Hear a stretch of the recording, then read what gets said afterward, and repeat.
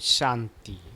28 मई 2021 साकार मुरली। शिव बाबा कहते, मीठे बच्चे, बाप द्वारा तुम्हें जो सृष्टि के आदि मध्य अंत की नॉलेज मिली है, इससे तुम बुद्धि में रखते हो, इसलिए तुम हो स्वदर्शन चक्रधारी। प्रश्न: रूह को पावन बनाने के लिए रूहानी बाप कौन सा इंजेक्शन लगाते हैं? उत्तर: मन मना भव का। यह इंजेक्शन रूहानी बाप के सिवाय कोई लगा नहीं सकता। बाप कहते हैं, मीठे बच्चे, तुम मुझे याद करो। बस याद से ही आत्मा पावन बन जाएगी। इसमें संस्कृत आदि पढ़ने की भी ज़रूरत नहीं है। बाप तो हिंदी में सीधे शब्दों में सुनाते हैं। रूह को जब ये निश्चय हो जाता है कि रूहानी बाप हमें पावन बनने की युक्ति बता रहे हैं, तो विकारों को छोड़ती जाती है। ओम शांति। बाबा कहते, ओम शांति का अर्थ तो बच्चों को समझाया है। आत्मा अपना परिचय देती है। मेरा स्वरूप शांत है और मेरा रहने का स्थान शांति धाम है, जिसको परम धाम, निर्माण धाम भी कहा जाता है। बाप भी कहते हैं कि देह अभिमान छोड़ देही अभिमानी बनो। बाप को याद करो, वह है पतित पावन। यह कोई भी नहीं जानते कि हम आत्मा हैं, यहाँ आए हैं पाठ बजाने। अब ड्रामा पूरा होता है, वापिस जाना है। इसलिए कहते हैं, मुझे याद करो तो तुम्हारे विक्रम विनाश होंगे। बाबा कहते, इसको ही संस्कृत में कहते हैं मन मना भव। बाप ने कोई संस्कृत में नहीं कहा है।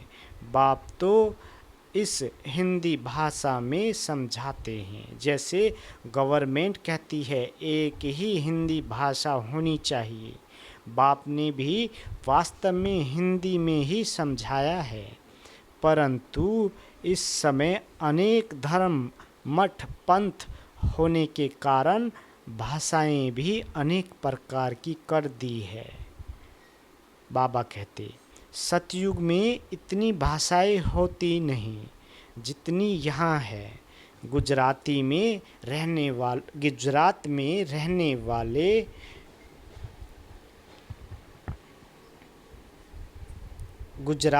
रहने वालों की भाषा अलग। जो जिस गांव में रहते हैं वह वहाँ की भाषा जानते हैं। अनेक मनुष्य हैं, अनेक भाषाएं हैं। बाबा कहते, सतयुग में तो एक ही धर्म, एक ही भाषा थी। अभी तुम बच्चों को सृष्टि के आदि मध्य अंत की नॉलेज बुद्धि में है। यह कोई शास्त्र में नहीं है। ऐसा कोई शास्त्र नहीं जिसमें ये नॉलेज हो। न कल्प की आयु का ही लिखा हुआ है, न किसी को मालूम है। सृष्टि तो एक ही है। सृष्टि का चक्र फिरता रहता है। नई से पुरानी, पुरानी से फिर नई होती है। इसको ही कहा जाता है स्वदर्शन चक्र। जिसको इस चक्र का नॉलेज है, उसको कहा जाता है स्वदर्शन चक्रधारी। आत्मा को ज्ञान रहता है यह सृष्टि चक्र कैसे फिरता है। बाबा कहते, वह फिर कृष्ण को, विष्णु को स्वदर्शन चक्र दे देते हैं। अब बाप समझाते हैं, उन्होंने तो नॉलेज थी नहीं। सृष्टि के आदि मध्य अंत का नॉलेज बाप ही देते हैं। यह है स्वदर्शन चक्र। बाकी कोई हिंसा की बात नहीं, जिससे गला कट जाए, यह सब झूठ लिख दिया है। यह नॉलेज बाप के सिवाय कोई मनुष्य मात्र दे न सके।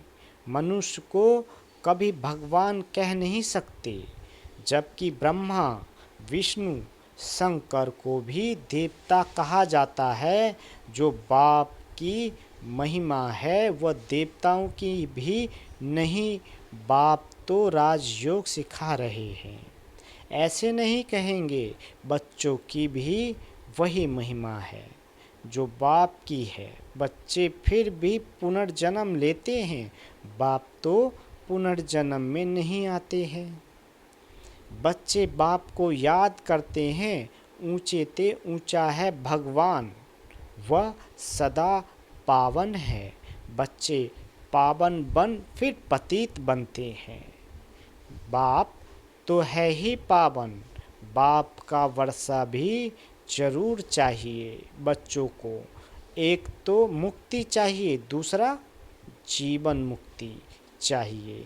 शांति धाम को मुक्ति धाम, सुख धाम को जीवन मुक्ति धाम कहा जाता है।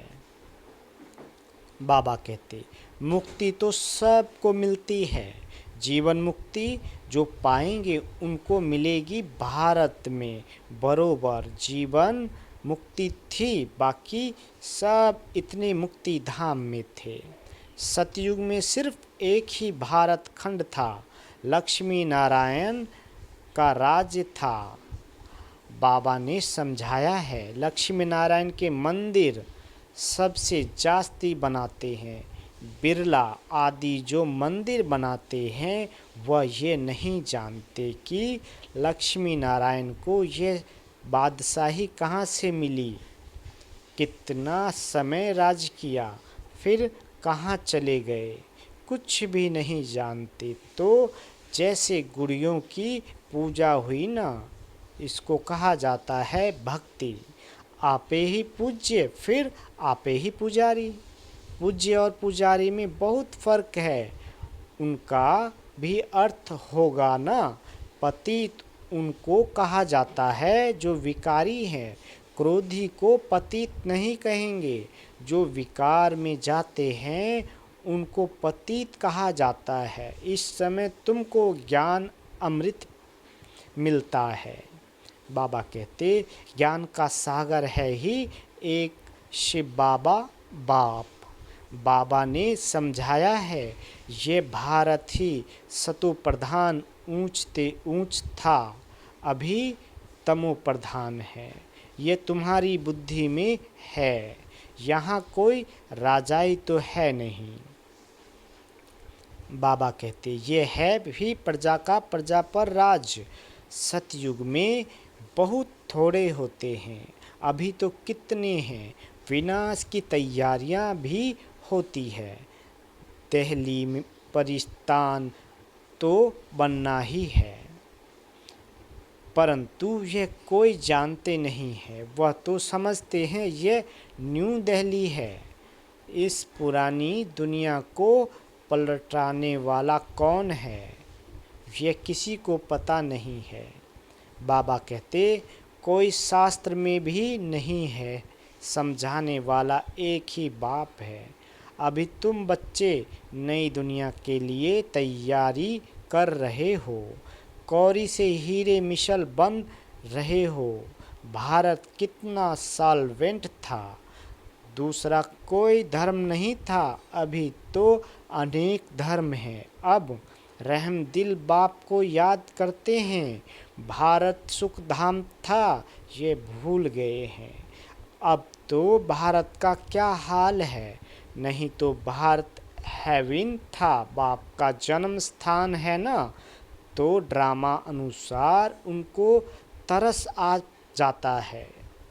भारत तो प्राचीन देश है, कहते भी हैं बरोबर क्राइस्ट से 3000 वर्ष पहले भारत स्वर्ग था और कोई धर्म नहीं था। अभी ये भारत बिल्कुल पट आकर पड़ा है। गाते तो हैं भारत हमारा देश सबसे ऊंच था, नाम ही था हेवन, स्वर्ग। भारत की महिमा का भी कोई तो पता नहीं, कोई को पता नहीं। बाबा कहते बाप ही आकर भारत की कहानी समझाते हैं। भारत की कहानी माना दुनिया की, इसको सत्य नारायण की कहानी कहा जाता है। बाप ही बैठ समझाते हैं, पूरे 5000 वर्ष पहले भारत में लक्ष्मी नारायण का राज्य था, जिन्हों के चित्र भी है, परंतु उन्हों को यह राज्य कैसे मिला? सतयुग के आगे क्या था? संगम के आगे क्या था? कलयुग यह है संगम युग, जिसमें बाप को आना पड़ता है, क्योंकि जब पुरानी दुनिया को नया बनाना हो तभी मुझे आना पड़ता है। बाबा कहते, पति दुनिया को पावन बनाने मेरे लिए फिर कह देते हैं सर्वव्यापी। युगे युगे आता है तो मनुष्य ही मूझ गए हैं। संगम युग को सिर्फ तुम जानते हो। बाबा कहते, तुम कौन हो? बोर्ड पर लिखा हुआ है, प्रजापिता ब्रह्मा कुमार कुमारी। ब्रह्मा का बाप कौन? शिव बाबा। ऊंचते ऊंच पीछे है ब्रह्मा, फिर ब्रह्मा द्वारा रचना होती है। प्रजापिता तो जरूर ब्रह्मा को ही कहा जाता है, शिव को प्रजापिता नहीं कहेंगे। शिव सभी आत्माओं का निराकार बाप है। फिर यहाँ आकर प्रजापिता ब्रह्मा द्वारा एडॉप्ट करते हैं। बाप समझाते हैं, मैंने इनमें प्रवेश किया है, उन द्वारा तुम मुख्य वंशावली ब्राह्मण बने हो। ब्रह्मा द्वारा ही तुमको ब्राह्मण बनाए, फिर देवता बनाता हूँ। बाबा कहते, अभी तुम ब्रह्मा के बच्चे बने हो। ब्रह्मा किसका बच्चा? शिव बाबा का। ब्रह्मा के बाप का कोई नाम है? वह है शिव, निराकार बाप। वह आकर इनमें प्रवेश कर एडॉप्ट करते हैं, मुख्य वंशावली बनाते हैं। बाप कहते हैं, मैं इनके बहुत जन्मों के अंत में प्रवेश करता हूँ। ये हमारा बन जाता है, संन्यास धारण करते हैं। किसका संन्यास? 5 विकारों का। घर बार छोड़ने की दरकार नहीं, गृहस्थ व्यवहार में रहते पवित्र रहना है। माँ में कम याद करो तो तुम्हारे विक्रम विनाश हो जाएंगे। यही योग है जिससे खाद निकल जाती है और तुम सतो प्रधान बन जाते हो। भक्ति में तो बहल कितने भी गंगा स्नान करे, जब तप आदि करे, नीचे उतरना जरूर है। बाबा कहते, सतो प्रधान थे, अब तमो प्रधान है। फिर सतो प्रधान कैसे बने? सो सिवाय बाप के कोई रास्ता बता न सके। बाप तो बिल्कुल ही सहज रीति बताते हैं। माँ में कम याद करो, यह आत्माओं से बात करते हैं। कोई गुजराती व सिंधियों से बात नहीं करते। यह है ही रूहानी ज्ञान। शास्त्रों में है जिस्मानी ज्ञान। रूह को ही ज्ञान चाहिए, रूह ही पतित बना है, उनको ही रूहानी इंजेक्शन चाहिए। बाप को कहा जाता है रूहानी अविनाशी सर्जन। वह आकर अपना परिचय देते हैं कि मैं तुम्हारा रूहानी सर्जन हूँ। तुम्हारी आत्मा पतित होने कारण शरीर भी रोगी हो गया है। बाबा कहते, इस समय भारतवासी तथा सारी दुनिया नरकवासी है, फिर स्वर्गवासी कैसे बन सकती है? सो बाप समझाते हैं। बाप कहते हैं, मैं ही आकर सब बच्चों को स्वर्गवासी बनाता हूँ। तुम भी समझते हो बरोबर हम नरकवासी थे।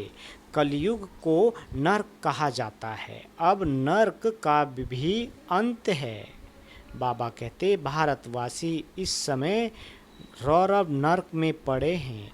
इसको सावरंटी भी नहीं कहेंगे।